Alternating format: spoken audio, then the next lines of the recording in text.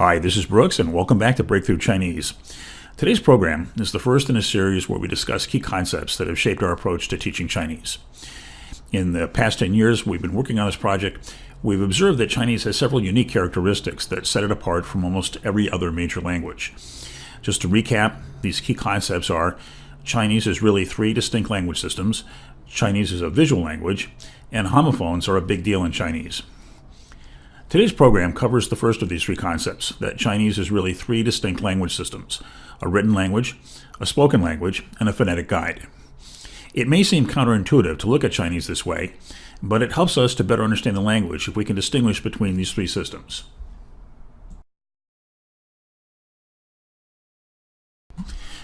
Okay, let's begin with the written language.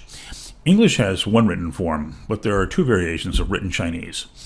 Traditional Chinese refers to the written language that has evolved over thousands of years, and simplified Chinese refers to the revised set of characters that was implemented shortly after the formation of the People's Republic of China in 1949.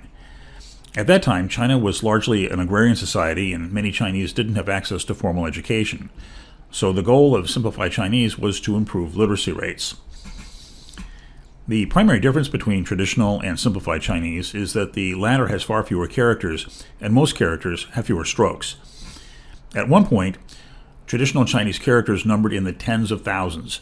The official version of today's simplified Chinese has only 8,100 characters.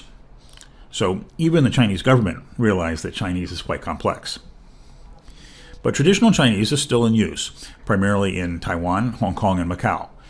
Simplified Chinese is the standard written language for all of mainland China and is used for most instruction in the United States. Here's some examples of traditional and simplified Chinese characters side by side so you can get a sense of the differences. While simplified Chinese is no doubt easier to read, there is some debate among traditional scholars who believe that traditional characters provide a deeper and more visual understanding of the meaning of each character.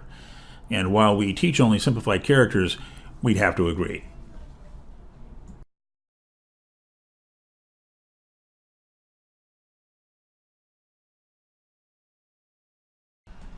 Now, English has what is called a phonemic orthography, which is just a fancy term that means that the written symbols correspond to the phonemes or spoken sounds. But because Chinese is a character-based language, you can't pronounce characters just by looking at them, although many characters have what is called a phonetic component that provides a hint as to the approximate pronunciation. We'll talk about this more in another video. Unlike alphabetic languages, where you can pronounce words even if you don't know the meaning, semantics and phonetics are completely separate in Chinese. For example, when we look at the word for Chinese language, unless you previously studied the pronunciation for each character, you wouldn't know how to say Hanyu. Ironically, when I formed a consulting company in China, I happened to choose an obscure character for my company registration. So whenever I handed out my business card to potential clients, they never knew how to pronounce my company name.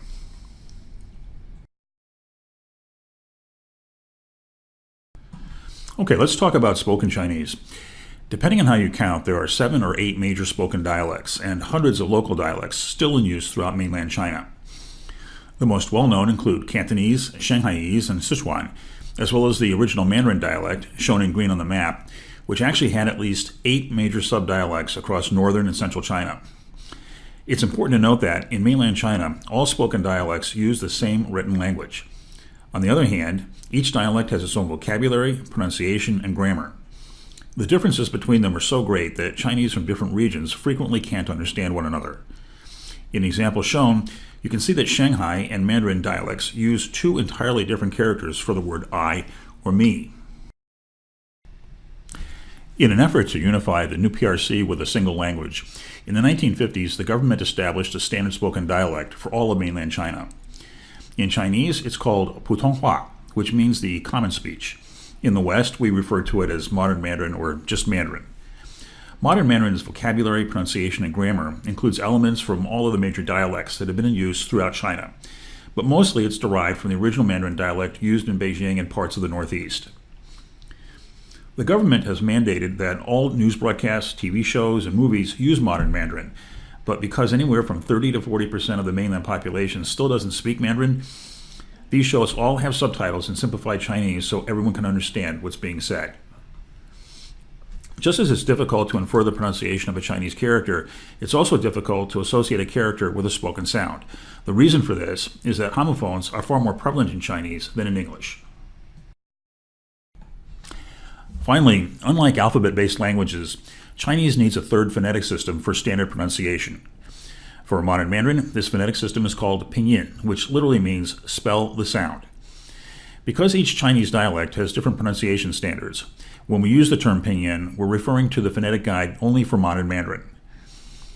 Pinyin is a romanization of Chinese characters that uses most of the letters of the English alphabet, so it's quite familiar. Originally, it was used only as a teaching tool for standard pronunciation, but recently it's also become the basis for entering Chinese characters into smartphones and computers. All Chinese students, native speakers and Westerners alike, must learn how to write each character, its meaning, as well as the pinyin for that character. Along with the creation of modern Mandarin as the common dialect for all of mainland China, the government also commissioned the creation of pinyin as the standard phonetic guide in 1952.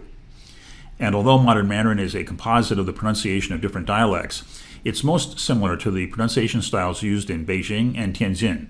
And for this reason, Beijing is considered to be the best location to study Standard Chinese.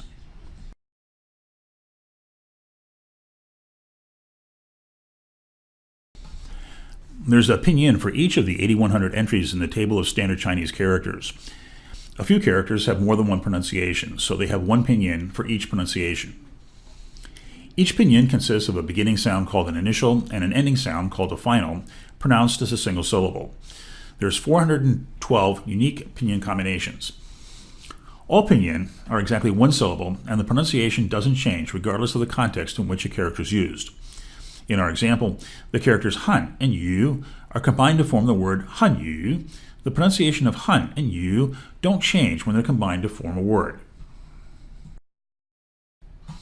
Now, to further differentiate sounds, 4 tones and a 5th neutral tone were added to the standard for modern Mandarin. Tones can be flat, rising, rising, and falling, and they're noted as a mark above each pinyin. Most digital dictionaries have color-coded tones to make them easier to read. In the example hanyu above, adding tones to the pinyin makes the first syllable a 4th tone and the second syllable a 3rd tone, as in hanyu. The combination of the phonetic spelling plus the tone determines the precise pronunciation for each character. Now, one caveat. Because pinyin looks similar to English, some students try to use it as a language instead of focusing on characters. But Chinese don't view pinyin as a language. If you send someone a text message in pinyin, they're probably not going to understand what you're trying to say.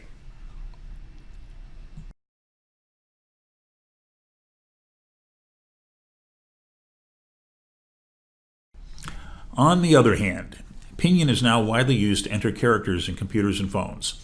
We'll cover this in depth later, but for now, just know that characters are entered in computers and phones phonetically using special software called Input Method Editors, or IMEs. This is one more reason to have accurate pronunciation. If you don't, you won't be able to use pinyin to enter characters into a phone or computer. Interestingly, Chinese who don't have formal training in pinyin frequently need to draw characters on their phones. So most smartphones in China now support both phonetic entry and drawing. If we look at Chinese as 3 distinct language systems, it becomes apparent that we need a different teaching model that's aligned with each of these 3 systems. There's one written language for all of mainland China, but many spoken dialects, each with its own vocabulary, pronunciation, and grammar. And even with modern Mandarin, or Putonghua, we still need to think of spoken Chinese as separate from written Chinese.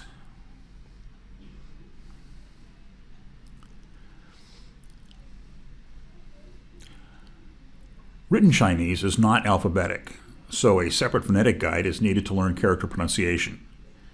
Each dialect can have its own phonetic guide. Even if we focus on pinyin, we still need to treat it separately from the spoken language. So when you think about it, Chinese really is 3 distinct language systems. And because of this, Chinese needs to be approached differently than English and adjacent Western languages. Well, that's it for today. I hope this video has been helpful for you. We'll see you next time. 再见.